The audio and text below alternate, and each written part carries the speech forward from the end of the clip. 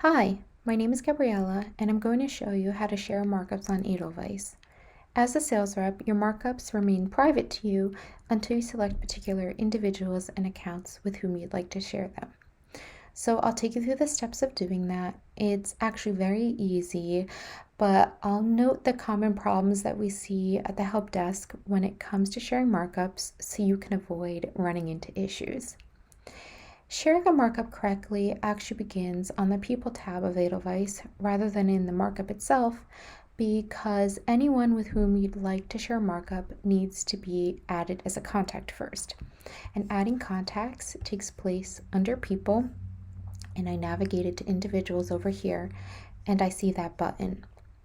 This is also the space where I really recommend that you take a look at everybody who's already listed as a contact and make sure that it all looks correct. The most common problem when it comes to sharing markups is a sales rep sharing a markup with an incorrect email. That is to say, they are sharing with a bookseller, but they misspelled the bookseller's email address here. Or they're sharing with a bookseller and the email address is quote unquote working, but it's not an email that the bookseller uses to access Edelweiss. Really, you should just reach out to your booksellers to confirm that the email that you have listed for them in your contacts is correct. But there is a little trick to telling whether or not you're heading in the right direction. Any of your contacts that has an Edelweiss account will have a little plus sign next to them. So if you have an incorrect email address, that is someone who probably doesn't have an Edelweiss account and they don't have this plus sign. Here's a misspelled email. So that's a little trick. And let's head over to accounts to talk about another common problem. So here under accounts is listed all the accounts associated with your individual contacts, the organizations to whom they belong. You can share a markup with an entire account if you'd like, but if you're in your markup and you're not seeing a particular account as an option, you're going to want to head over here to accounts to make sure that they are toggled on as one of your accounts. So see, this is grayed out, and any account that's grayed out is one that won't show up on your share markup screen as an option. So let's turn it on and head over to our markup and go through the process of sharing. Sharing a markup happens down on this bar at the bottom next to shares. So if we click on this triangle, we'll open the share markup window. Let's look at what we are seeing here. So right now we're seeing individual contacts. This should look familiar from what you saw on my contacts page. And I can also drop this down to share with groups, which I would have created on my contacts page. And let's grab whole accounts. So these are the two that you also saw in my contacts. Let's share with individuals first. So again, these correspond with the contacts that you saw before, but if I made it to this window and I realize that I forgot to add someone as a contact, I'm not out of luck. I can just hit add new contact here and add some people. But I have everybody here that I want to share with, so I'm just going to click on a contact. Doing this is enough to share the markup.